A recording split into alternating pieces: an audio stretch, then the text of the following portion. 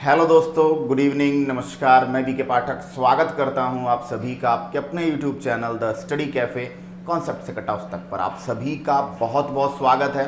और दोस्तों, आप सबको पता है कि कोरोना की कंडीशंस लगातार भयानक होती जा रही हैं, तो उम्मीद करता हूं आप सब लोग अपने घरों पर सुरक्षित होंगे, अपने परिवारजनों के साथ सेफ होंगे, 2 गज दूरी, मास्क है ज़रूरी, इस नियम का पालन कर रहे होंगे और अपने आप को कोरोना जैसी महामारी से बचाने का पूरा प्रयास कर रहे होंगे।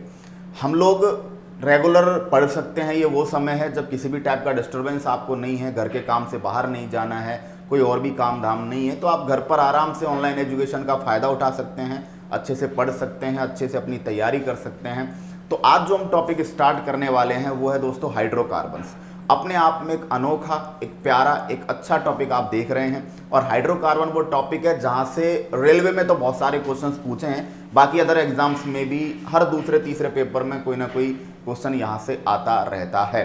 तो बहुत ही अच्छा आपका टॉपिक है, बहुत सिलेक्टेड टॉपिक्स में से एक है।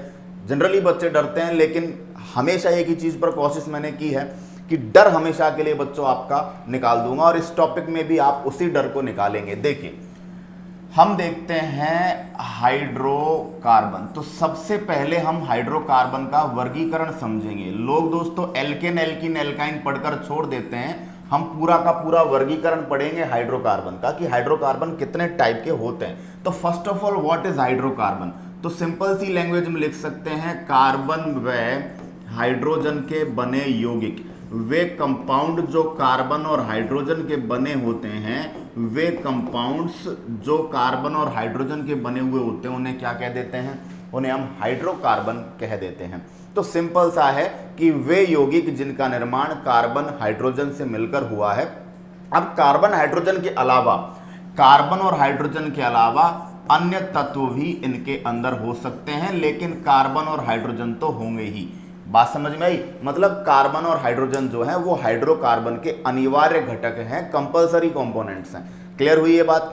यानी कि वे पदार्थ जिनका निर्माण कार्बन, हाइड्रोजन एवं अन्य पदार्थों से हुआ है, अन्य तत्वों से हुआ है, उन्हें हम क्या कहते हैं? हाइड्रोकार्बन कहते हैं। अन्य तत्व ना भी हो तो चलेगा, लेकिन कार्बन और हाइड्रोजन तो होने ही चाहिए। बात समझ में आ गई? चलिए, अब हाइड्रोकार्बन का जब वर्गीकरण करने के लिए हम निकलते हैं, तो हाइड्रोकार्बन का हम इस तरीके से वर्गीकरण जो है करेंगे। देखिएगा, हाइड्रोकार्बन आपके कितने टाइप के? हाइड्रोकार्बन बेसिकली आपके 2 टाइप के। एक होते हैं अचक्रीय। अचक्रीय को आप दूसरा नाम देते हैं विव्रत, यानी इनके अंदर व्रत नहीं पाया जाता, इनके अंदर रिंग नहीं पाई जाती, या इनको तीसरा नाम दिया जाता है एलिफेटिक। क्या बोला जाता है? Aliphatic compounds. Very very important. देखिएगा, इनको असाइक्लिक बोलते हैं क्योंकि इनमें किसी भी प्रकार का चक्र या किसी भी प्रकार की रिंग या किसी भी प्रकार की वलय इनके अंदर नहीं पाई जाती, रिंग इनके अंदर नहीं पाई जाती, इसलिए इनको क्या बोला जाता है? इसलिए इनको अचक्रीय बोला जाता है। यहां बात करते हैं चक्रीय, या कहते हैं सैव्रत। सैव्रत का मतलब क्या होता है? सैव्रत का मतलब क्या होता है? जिनके अंदर व्रत यानी सर्कल यानी कि रिंग पाया जाए, इनके अंदर रिंग या वलय प्रेजेंट होगी, इनके अंदर रिंग या वलय पाई जाएगी। बात क्लियर हो गई? तो 2 टाइप के कंपाउंड यहां से हमारे हो गए। देखिए दोस्तों, एलिफेटिक कंपाउंड की बात करते हैं, तो एलिफेटिक कंपाउंड जो होते हैं ये कैसे होते हैं बताइए? इनमें वलय नहीं पाई जाती, वलय नहीं पाई जाती। ये रेखीय हाइड्रोकार्बन्स हैं। रेखीय हाइड्रोकार्बन का मतलब है ये सीधी रेखा में होते हैं, इनके अंदर सर्किल नहीं पाए जाते, रेखीय हाइड्रोकार्बन होते हैं। क्लियर? इनके अंदर विशेष गंध नहीं होती, इनके अंदर कोई भी विशेष गंध नहीं पाई जाती, इसलिए इनको एलिफेटिक कंपाउंड्स के नाम से जाना जाता है। बेसिक ठीक है। चक्रीय के अंदर क्या पाया जाएगा बताइए? रिंग पाई जाएगी। तो चक्र के अंदर 2 प्रकार के आप चक्रीय में देखेंगे। एक पढ़ेंगे आप एलिसाइक्लिक, एलिसाइक्लिक, और एक पढ़ेंगे आप एरोमेटिक। इसको समझिएगा विशेष तौर पर। दोस्तों, एलिसाइक्लिक में क्या होता है? एलिसाइक्लिक जो होते हैं ये समचक्रीय होते हैं। समचक्रीय का मतलब इनकी जो चक्र है, रिंग तो होगी लेकिन रिंग में केवल कार्बन और हाइड्रोजन ही होंगे, कार्बन और हाइड्रोजन के अलावा कोई और नहीं होगा। लेकिन एरोमेटिक हाइड्रोकार्बन्स जो होते हैं ये समचक्रीय भी हो सकते हैं और ये विषम चक्रीय भी हो सकते हैं। अभी विषम चक्रीय का मतलब मैं आपको समझाऊंगा, ठीक है, देखिएगा, समझिएगा। क्लियर? दोबारा से मैं रिपीट करता हूं एक बार। हाइड्रोकार्बन्स के बेसिकली दो टाइप्स हैं, ठीक है।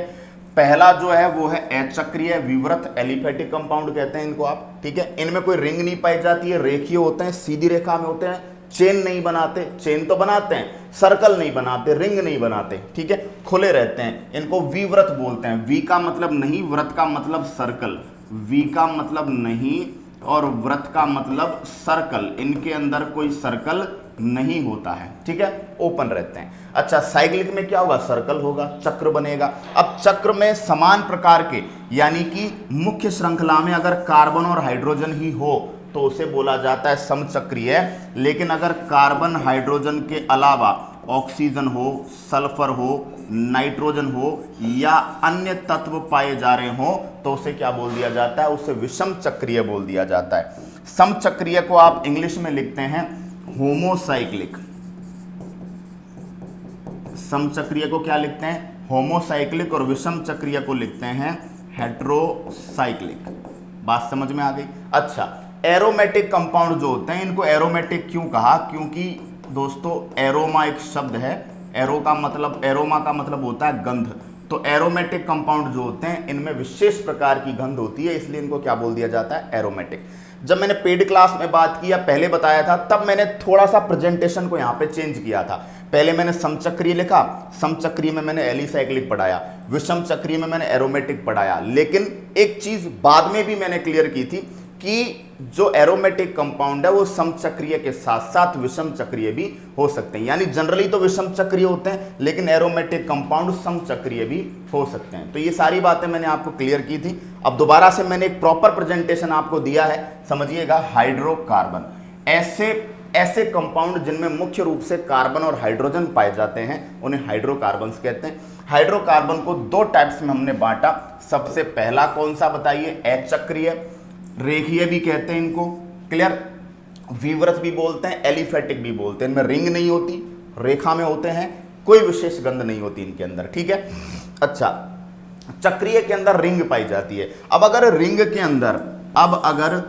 के अंदर कार्बन और हाइड्रोजन ही हो तो वो समचक्रीय होते हैं, ठीक है। और अगर कार्बन हाइड्रोजन के अलावा कुछ और हो तो विषम चक्रीय हो जाएंगे। लेकिन आप ये कैसे पहचानेंगे कि कोई समचक्रीय कंपाउंड है वो एरोमेटिक होगा या वो एलिसाइक्लिक होगा? ये कैसे पहचानेंगे? देखिए, समझिए पहचानने का तरीका। जो एलिसाइक्लिक कंपाउंड होंगे इनके आगे एक वर्ड मिलेगा आपको, साइक्लो। कौन सा वर्ड मिलेगा? साइक्लो वर्ड मिलेगा। जो एलिसाइक्लिक कंपाउंड होंगे वो समचक्रीय होंगे, ठीक है। और उनके आगे, नाम के आगे आपको कौन सा शब्द मिलेगा? Cyclo. Cyclohexane, cycloalkane, cyclopropane, cyclobutane वगैरह, ठीक है। अब समचक्रीय एरोमेटिक में भी हो सकता है। तो समचक्रीय कंपाउंड एरोमेटिक में जब होगा तो दोस्तों एरोमेटिक में समचक्रीय की पहचान का एक विशेष तरीका है और उस तरीका को हम बोलते हैं हकल का नियम। तो आपके पास एक प्रॉपर जुगाड़ भी आपको मैं दे दूंगा जिससे आप ये पहचान पाएंगे कि एरोमेटिक कंपाउंड कौन सा है, कौन सा नहीं है। देखिए, अगर सीधी श्रृंखला है, चक्र नहीं है, तो डायरेक्ट आप उसे एलिफेटिक कंपाउंड कह सकते हो, आप उसे रेखीय हाइड्रोकार्बन कह सकते हो।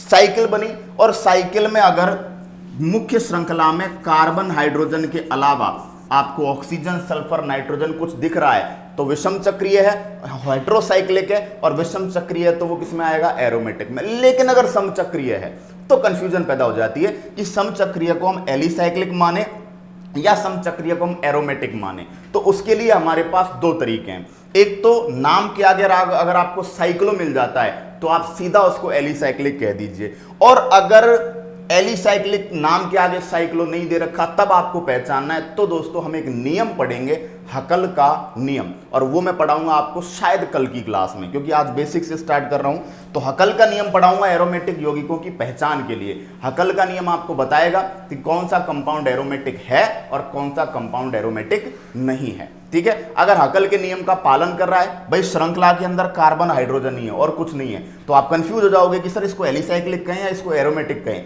तो हम हकल का नियम अप्लाई करके देखेंगे। अगर हकल का नियम अप्लाई हो रहा है तो एरोमेटिक हो जाएगा, अगर हकल का नियम अप्लाई नहीं हो रहा है तो क्या हो जाएगा, एलिसाइक्लिक हो जाएगा। Is that clear?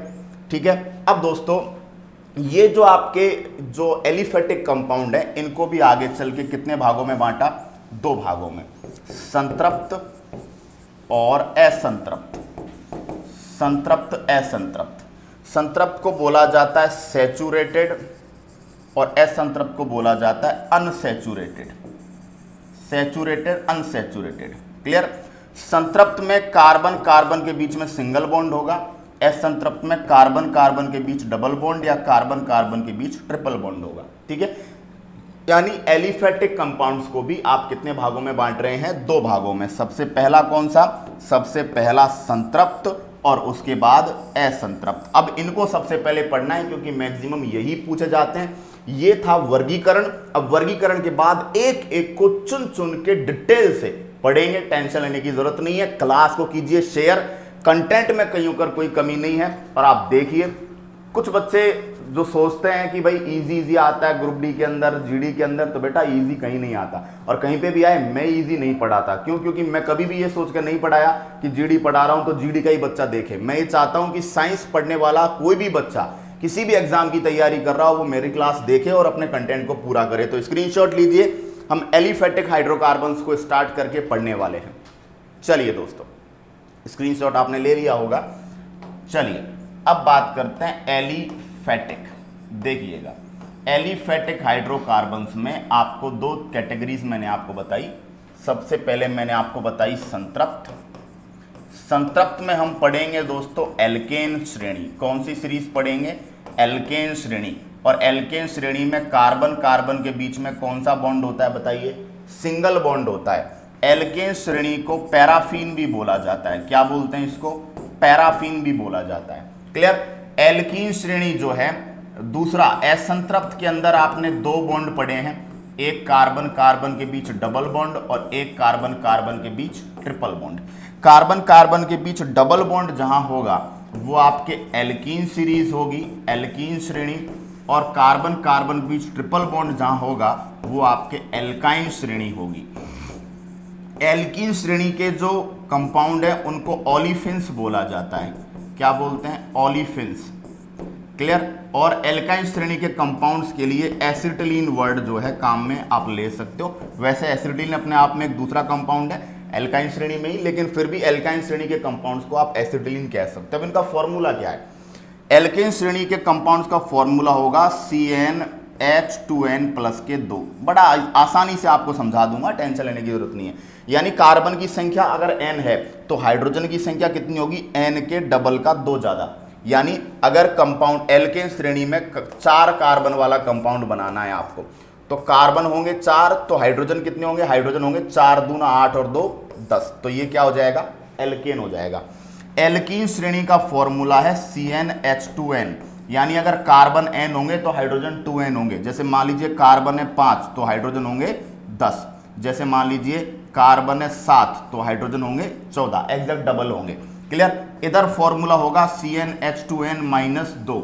यानी कि अगर कार्बन n है तो हाइड्रोजन उसके डबल में से 2 कम होंगे। जैसे कार्बन मान लीजिए 4 है तो हाइड्रोजन 4 दूना 8 करिए, उसमें से 2 घटा दीजिए 6। अगर कार्बन 3 है तो 3 का डबल कीजिए 6, 6 में से 2 घटा दीजिए, कितने हो गए? 4। क्लियर? तो इस तरीके से आप इनको क्या कर सकते हैं? पहचान सकते हैं।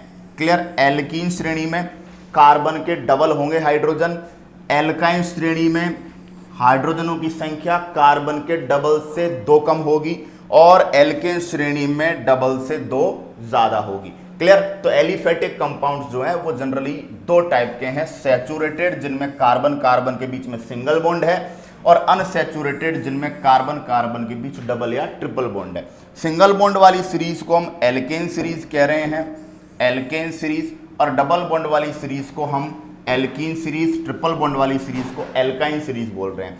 एल्कीन श्रेणी के मेंबर्स को पैराफीन, एल्कीन श्रेणी के मेंबर्स को ओलिफिन्स और एल्काइन सीरीज के मेंबर को एसिटिलीन के नाम से हम जानते हैं। इनका फॉर्मूला CnH2n+2 इसका फॉर्मूला CnH2n और इसका फॉर्मूला CnH2n-2 होता है। अब इस फॉर्मूले को कैसे अप्लाई करना है और कैसे कंपाउंड्स के फॉर्मूले बनाने हैं, कैसे इनका नामकरण करना है, इसकी बात हम आज की क्लास में सीखेंगे। तो दोस्तों बहुत ही बढ़िया, बहुत ही जानदार शानदार कंसेप्ट आपको प्रोवाइड मैं करा रहा हूं। अब देखिए दोस्तों, हाइड्रोकार्बनों का नामकरण करते हैं आप। हाइड्रोकार्बनों का नामकरण, तो हाइड्रोकार्बन्स का नोमेनक्लेचर कैसे करते हैं देखिए, है ना। हम सिंपल नोमेनक्लेचर अभी समझ रहे हैं, IUPAC आपके सिलेबस में नहीं है। तो देखिए इसमें हम दो चीजें काम में लेते हैं, एक लेते हैं पूर्व लग्न और एक लिखते हैं अनुलग्न। पूर्व लग्न अनुलग्न। अब ये पूर्व लग्न अनुलग्न क्या है? पूर्व लग्न को बोला जाता है प्रेफिक्स और अनुलग्न को बोला जाता है सफिक्स। ठीक है, देखिए प्रीफिक्स जो लिखा जाता है वो कार्बन की संख्या के आधार पर लिखा जाता है, और अनुलग्न जो लिखते हैं वो एल्केन में, एल्केन अगर सीरीज हो तो एल्केन में एन लगाएंगे, अगर एल्कीन सीरीज होगी तो एल्कीन में इन लगा देंगे, और अगर एल्काइन सीरीज होगी तो एल्काइन में क्या लगा देंगे? एल्काइन में आइन लगा देंगे। तो एल्केन में एन, एल्कीन में इन और एल्काइन में आइन लगाएंगे। अब ये कार्बन की संख्या से क्या मतलब है? चलिए कार्बन की संख्या का मतलब मैं आपको बताता हूं। अगर कार्बन 1 हो तो क्या लिखेंगे? मैथ। कार्बन 2 हो तो लिखेंगे एथ। कार्बन 3 हो तो लिखेंगे प्रॉप। कार्बन 4 हो तो लिखेंगे ब्यूट। कार्बन 5 हो तो लिखेंगे पेंट। कार्बन 6 हो तो हेक्स। कार्बन 7 हो तो हेप्ट। कार्बन 8 हो तो ऑक्ट। कार्बन 9 हो तो नॉन, और कार्बन 10 हो तो डेक। क्लियर? यानी कि कार्बन 1 से लेकर 10 तक meth, eth, prop, but, pent, hex, hept, oct, non, dec. कैसे याद करेंगे? Meth, eth, prop, but, pent, hex, hept, oct, non, dec. Carbon 1 meth, carbon 2 eth, carbon 3 prop, carbon 4 but, carbon 5 pent, carbon 6 hex, carbon 7 hept, carbon 8 oct, carbon 9 non और carbon 10 dec. बात समझ में आ गई? ये carbons के according नाम है, और इसके बाद एल्केन, एल्कीन, एल्काइन। जैसे समझिए आपको दे दिया प्रोपेन, तो प्रोपेन से आपको दो चीजें पता चल जाएगी, प्रोप प्लस एन। इसको तोड़ना सीखिए, propane, prop plus ane. Prop से पता चल जाएगा कि कार्बन 3 है, और एन से पता चल जाएगा कि कौन सी श्रेणी है? एल्केन है। क्लियर? जैसे आपको दे दिया ब्यूटाइन, तो यहां से आपको दो चीजें पता चल जाएंगी, ब्यूट प्लस आइन। ब्यूट प्लस आइन से क्लियर हो जाएगा एल्काइन, और ब्यूट से क्लियर हो जाएगा कि कार्बन कितने हैं? 4 हैं। क्लियर? जैसे आपको दे दिया ऑक्टीन, क्या दे दिया आपको? ऑक्टीन। तो ऑक्टीन से आप समझ जाएंगे कि ऑक्ट प्लस इन है। ऑक्ट प्लस इन का मतलब, ऑक्ट का मतलब कार्बन है 8 और इन का मतलब है एल्कीन। तो आप इजीली इनको क्या कर लेंगे? पहचान लेंगे, और इजीली आप इन्हें पहचान लेंगे तो पहचानने के बाद इनका सॉल्यूशन बड़ा ही आसान हो जाता है। तो लीजिएगा स्क्रीनशॉट, ताकि मैं अब आपको फॉर्मूले बनाना सिखाऊं और फॉर्मूले बनाकर कुछ चीज़ें मैं आपको एक्सप्लेन करूं। देखिए एक चीज़ आप जानते हैं बच्चों कि कार्बन की संयोजकता कितनी है? 4। कार्बन की जो संयोजकता है वो 4 है, यानी कितने बॉन्ड बना सकता है कार्बन? 4 बॉन्ड बना सकता है। ठीक है, क्लियर? अब जैसे आपको दे दिया मैंने, सबसे पहले फॉर्मूला बनाना सीखते हैं। जैसे मान लीजिए आपने बना दिया मैथेन बनाना है। अब मैथेन बनाना है तो आपने तोड़ दिया मैथ प्लस एन में। मैथ से पता चल गया कि कार्बन है 1, और एन से पता चल गया कि कौन सी श्रेणी है? एल्केन। अब एल्केन में आप फॉर्मूला लगाओगे CnH2n प्लस के 2। अब कार्बन 1 है तो n की वैल्यू क्या आ गई? यहां से n की वैल्यू आ गई 1, तो C1H2 इंटू 1 प्लस के 2, यही लगाओगे। बताओ 2 एकम 2 और 2 4, पहले गुणा हल करेंगे तो C1H4 आ गया। 1 को लिखने की जरूरत नहीं है आपको, तो मैथेन का फॉर्मूला आ गया CH4। ये किसका फॉर्मूला बन गया बताइए? मैथेन का। इसी तरह आप बनाना चाहें एथेन का, तो एथेन में वही काम करेंगे, एथ प्लस एन कर देंगे। एन से आपको एल्केन कन्फर्म हो जाएगा और एल्केन कन्फर्म होते ही आप CnH2n प्लस के 2 लगा देंगे और H से आपका कार्बन 2 हो गया तो C2H2 इंटू 2 प्लस 2, 2 दूना 4 और 2 6, तो बन गया C2H6। ये किसका फॉर्मूला बन गया बताइए? ये फॉर्मूला बन गया आपका एथेन का। इसी तरह आप बनाना चाह रहे हैं पेंटेन, तो पेंटेन बनाएंगे। पेंट का मतलब कार्बन 5 और एन का मतलब एल्केन। क्लियर? एल्केन है तो CnH2n प्लस के 2 लगाएंगे, C5H 2 इंटू 5 10 प्लस के 2, बताइए 12, तो C5 और H 12। ये किसका फॉर्मूला हो गया बताइए? ये पेंटेन का फॉर्मूला हो चुका। तो हम एल्केन का फॉर्मूला तो इजीली आप बनाना सीख ही गए, और भी आपको बनाना सिखाता हूं, टेंशन मत लीजिए, बहुत इजीली आप इन्हें पकड़ेंगे। अच्छा, जैसे मान लीजिए आपको बनाना है, जैसे आपको बनाना है ब्यूटीन।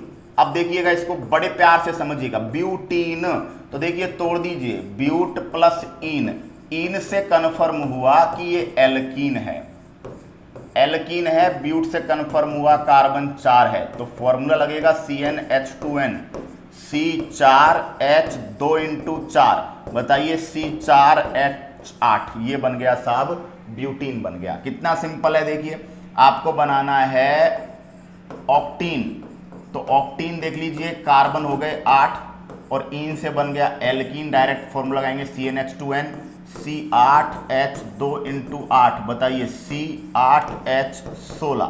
ये बन गया साहब क्या? ऑक्टीन। आपसे पूछ लिया जाए प्रोपीन, तो प्रोपीन में कार्बन 3, इन के लिए CnH2n लगाएंगे, C3H 2 इंटू 3, C3H6, ये साहब बन गया प्रोपीन। हेक्सीन, हेक्सीन 6, बताइए सिंपल, कार्बन 6, CnH2n लगाएंगे तो C6H 2 इंटू 6, C6H12। बोलो बच्चों कहाँ दिक्कत आई यार आपको? कहाँ दिक्कत आई? तो फॉर्मूला बनाना सबसे बेसिक चीज है इस टॉपिक में। क्लियर? और मैक्सिमम क्वेश्चन इन फॉर्मूलों से ही पूछे जाते हैं, ठीक है। लेकिन फिर भी मैं आपको और भी आगे की चीजें जो है समझाने वाला हूं, आपको टेंशन लेने की जरूरत नहीं है, ठीक है। अब एल्काइन में समझते हैं। मान लीजिए आपको बना दिया एथाइन, एथाइन बनाना है, तो एथाइन में आप तोड़ देंगे एथ प्लस आइन। अब देखिए नाम पकड़ना बड़ा आसान है, आइन से पकड़ में आया एल्काइन है तो CnH2n माइनस 2 लगाएंगे, एच से पकड़ में आ गया कार्बन 2 तो C2H 2 दूना 4 माइनस 2, बताइए C2H2। ये क्या आ गया आपके पास? एथाइन आ गया। जैसे मान लो आपको बनाना है पेंटाइन, तो पेंटाइन में आपको पता चला कार्बन 5 है, CnH2n माइनस 2 लगाना है क्योंकि आइन से कन्फर्म हो गई ये बात, C5H 2 इंटू 5 माइनस 2, 5 दूना 10 में से 2 घटाया, C5H8। आपके पास क्या आ गया बताओ? आंसर। आपको बनाना है हेप्टाइन, तो हेप्ट आपको कन्फर्म होगा कि कार्बन 7 में आता है और आइन से कन्फर्म हुआ आप CnH2n माइनस 2 लगाने वाले हैं, तो C7H2 इंटू 7 माइनस 2, बताइए C7H12। बताइए कहाँ आपको दिक्कत यहाँ आई? बताइएगा मुझे कहाँ आपको दिक्कत यहाँ पे आई है। तो मुझे नहीं लगता कहीं पर भी आपको कोई दिक्कत यहाँ पर आई होगी। क्लियर? इजीली आप इन्हें समझ सकते हैं, ठीक है। अभी उल्टा भी आपको दे दे मान लो, ठीक है। क्लियर? अब जैसे फॉर्मूले बनाते हैं, मैं आपको देता हूं कुछ। जैसे आपको बनाना है ब्यूटाइन, प्रोपेन, डेकाइन, हेप्टीन, ऑक्टाइन, नोनाइन,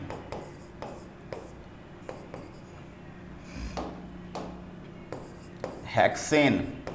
चलिए बनाइए, देखिए सिंपल। ब्यूटाइन कार्बन 4, आइन से पता चल गया कौन सा लगाएंगे, CnH2n माइनस 2। देखिए लगाइए कैलकुलेशन, 4 4 दूना 8 में से 2 घटा दीजिए, C4H6, ये बन गया लो। प्रोपेन एल्केन है, कार्बन हो गए 3 और एल्केन का फॉर्मूला लगेगा CnH2n प्लस 2, तो देखिए 3, ये हो गया 3 3 दूना 6 प्लस 2, बताइए 8, C3H8, ये लीजिए सॉल्व। डेकाइन कार्बन 10 और आइन से पता चलेगा CnH2n माइनस 2 लगाएंगे तो तो देखिए नीचे तो यहाँ लिख दोगे कार्बन 10, हाइड्रोजन में देखिए 10 दूना 20 में से 2 घटा दीजिए, क्या लिखोगे 18। हेप्टीन कार्बन 7, एल्कीन है तो CnH2n लगेगा, C7H14, भाई 2n करना है डबल कर दीजिए सिंपल। ऑक्टाइन कार्बन 8, एल्काइन श्रेणी है CnH2n-2 लगेगा, तो कार्बन तो लिखेंगे 8, हाइड्रोजन देखिए 8 दूना 16 में से 2 घटा देंगे, क्या जाएगा 14 सिंपल। नोनाइन कार्बन 9, CnH2n-2, 9 दूना 18 में से 2 घटाएंगे 16, C9H16 सिंपल।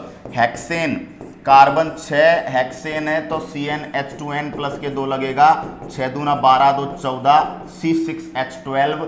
बताओ बच्चों कहाँ दिक्कत आई? आपको शायद लग रहा होगा कि सर फास्ट चल रहे हैं, फास्ट नहीं चल रहा, या आपको लग रहा है बड़ा सिंपल है, ये सब आपके दिमाग में चुटकियों में बैठा होगा, ठीक है। अब जिन चीजों में जटिलताएं आएंगी वो चीजें मैं आपको अभी रुक के बताने वाला हूं, अभी जो सिंपल है वो आप पहचानना सीख लीजिए। अच्छा एक चीज तो आप सीख रहे होंगे यहां से, क्या सीखे होंगे आप कि जब बात एल्केन की करें तो एल्केन के अंदर हाइड्रोजन जो है वो कार्बनों की संख्या के दुगने से 2 ज्यादा है, बोलो सही है।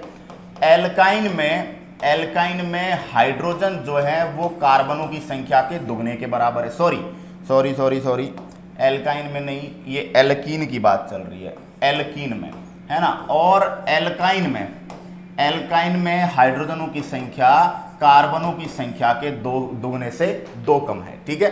तो आप फॉर्मूले से भी पहचान सकते हैं, जैसे एग्जाम्पल आपको दिया C6H10, पहचान कर बताइए। अब देखिए यहां पे कार्बन कितने हैं 6, तो ये तो कंफर्म हो गया हेक्स है प्लस। अब देखिए सिंपल, 6 के दुगने से 2 कम है, 6 दूना 12, 12 का दुगना अगर 12 होते तो एल्कीन होता, अगर 12 से 2 कम है तो बताइए कौन सी सीरीज है, एल्काइन। और एल्काइन है तो एल्काइन का क्या जुड़ेगा, आइन जुड़ेगा, और आइन जुड़ेगा तो क्या बन जाएगा बच्चों, हेक्साइन बन जाएगा। चलिए ऐसे पकड़ते हैं इसको, ऐसे पकड़ा आपने C7H14, पहचान कर बताओ। अब देखिए हाइड्रोजन एग्जैक्ट क्या है, डबल है भाई, एग्जैक्ट क्या है, डबल है। 7 दूना 14, डबल है तो 7 से पता चला हेप्ट और डबल से पता चला इन, तो क्या बन गया बताइए, हेप्टीन बन गया। क्लियर। मान लीजिए आपको दे दिया C3H8, अब देखिए डबल से 2 ज्यादा है, 3 दूना 6 और 6 से 2 ज्यादा है 8 है, तो पता चल गया एल्केन है। क्लियर। और 3 कार्बन से पता चला प्रोप में एल्केन का एन जोड़ोगे तो क्या बन जाएगा, प्रोपेन बन जाएगा। क्लियर। C10H22, अब देखिए डबल से 2 ज्यादा है, कार्बन 10 को बोलेंगे डेक, डबल से 2 ज्यादा है तो लगाएंगे एन और बन जाएगा बच्चों डेकेन। तो बताइए कोई दिक्कत आपको आई क्या? यहां तक कोई दिक्कत नहीं आई होगी, आप उल्टा भी पहचान सकते हैं। बस एक चीज ध्यान रखिएगा कि एल्केन में हाइड्रोजन की संख्या कार्बन के दुगने से 2 ज्यादा होती है, एल्कीन में कार्बन के दुगने के बराबर होती है, और एल्काइन में दुगने से 2 कम के बराबर होती है। ये बेसिकली आप इस चीज को याद रखेंगे ताकि आपको एग्जाम में किसी भी टाइप की मुसीबत का सामना ना करना पड़े, क्वेश्चन कितना भी घूम फिर के आपको दे दे, ठीक है। अच्छा एक चीज इंपॉर्टेंट है यहाँ पे, क्या इंपॉर्टेंट है देखिए कि कार्बन सिंगल बॉन्ड, देखिए एक बंद के लिए कार्बन और हाइड्रोजन सिंगल बंद बना सकते हैं, लेकिन कार्बन और हाइड्रोजन के बीच में डबल बॉन्ड और ट्रिपल बॉन्ड नहीं बन सकता। क्लियर। इसलिए दोस्तों सिंपली आप याद रखेंगे कि एल्कीन श्रेणी के लिए, एल्कीन श्रेणी और एल्काइन श्रेणी, इन दोनों में आप याद रखेंगे, इन दोनों में कम से कम 2 कार्बन जरूरी हैं, कम से कम 2 कार्बन जरूरी है। क्लियर। कम से कम 2 कार्बन जरूरी है। इसीलिए दोस्तों एल्कीन का जो फर्स्ट मेंबर आता है, एल्कीन का जो फर्स्ट मेंबर आता है वो एथीन है, मैथीन नहीं, ठीक है। और एल्काइन का जो फर्स्ट मेंबर आता है, एल्काइन का जो फर्स्ट मेंबर आता है वो एथाइन है। क्या है वो, एथाइन है। क्लियर। इसका मतलब मैथीन नाम की चीज और मैथाइन नाम की चीज का इस दुनिया में कोई अस्तित्व नहीं है, ना तो मैथीन पाया जाता ना मैथाइन पाया जाता। क्यों? क्योंकि मैथीन का मतलब है कार्बन 1 है और हाइड्रोजन और भाई कार्बन एक है तो दूसरी चीजें हाइड्रोजन ही होंगी, कार्बन हाइड्रोजन के बीच में कभी डबल बॉन्ड नहीं हो सकता। और मैथाइन का मतलब कार्बन हाइड्रोजन के बीच में ट्रिपल बॉन्ड है, ये भी पॉसिबल नहीं है। क्लियर। एल्केन श्रेणी में सिंगल बॉन्ड होता है और कार्बन हाइड्रोजन के बीच में सिंगल बॉन्ड लगता है, इसलिए एल्केन श्रेणी का जो फर्स्ट मेंबर होगा वो मैथेन होगा। तो ये बहुत ही इंपॉर्टेंट अपने आप में एक फैक्ट है कि एल्केन श्रेणी का पहला मेंबर कौन आएगा, मैथेन। तो देखिए जैसे समझिए इस बात को, एल्केन में आपसे बात करें फर्स्ट मेंबर, तो एल्केन का फर्स्ट मेंबर कौन है, मैथेन है। एल्केन का फोर्थ मेंबर कौन है, चौथा सदस्य कौन है, प्रोपेन है, ब्यूटेन, 4 कार्बन वाला ब्यूटेन होगा। ठीक है, क्लियर। एल्केन का 7th मेंबर कौन है बताइए, 7 कार्बन वाला हेप्टेन। क्लियर। 10th मेंबर कौन है, 10th मेंबर होगा डेकेन। सही है, समझ में आई बात। लेकिन जब आपसे यही क्वेश्चन एल्काइन में पूछता है, क्लियर, तो एल्काइन में फर्स्ट मेंबर कौन होगा बताइए, एथीन। कितने कार्बन वाला, 2 कार्बन वाला। थर्ड मेंबर पूछे तो थर्ड मेंबर देखिए, जब पहला मेंबर 2 कार्बन पे आ रहा है, क्लियर, जब पहला मेंबर 2 कार्बन पर आ रहा है तो तीसरा मेंबर 4 कार्बन पे आएगा। क्लियर, ये होगा आपका ब्यूटीन। क्लियर। फिफ्थ मेंबर आपका कितने कार्बन पर आएगा, 6 कार्बन पर, ये कौन सा होगा, हेक्सीन। तो बेटा जब मेंबर देकर आपसे क्वेश्चन पूछे, मेंबर देकर सदस्य की संख्या देकर क्वेश्चन पूछे, जैसे आपसे पूछ ले एल्काइन का पहला मेंबर, तो एल्काइन का पहला सदस्य कहां आ रहा है, कार्बन 2 पर, और कार्बन 2 पर आ रहा है, उसका नाम क्या है, एथाइन है। तो आपसे कोई पूछेगा कि एल्काइन का चौथा मेंबर कितने कार्बन पर आएगा, 5 कार्बन पर आएगा, पेंटाइन। क्लियर। एल्काइन का पूछे आपसे 7th मेंबर, तो 7th मेंबर 8 कार्बन पे आएगा, उसको क्या बोलेंगे, ऑक्टाइन।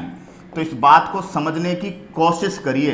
क्या कोशिश करनी है आपको, देखिए समझिए, मैं बताता हूं आपको ध्यान ये रखना है कि एल्केन श्रेणी में आपसे फॉर्मूला डायरेक्ट पूछ ले कि एल्केन श्रेणी के 5वें सदस्य का फॉर्मूला, तो 5वां सदस्य 5वां कार्बन, सिंपल है, पेंटेन बना देंगे।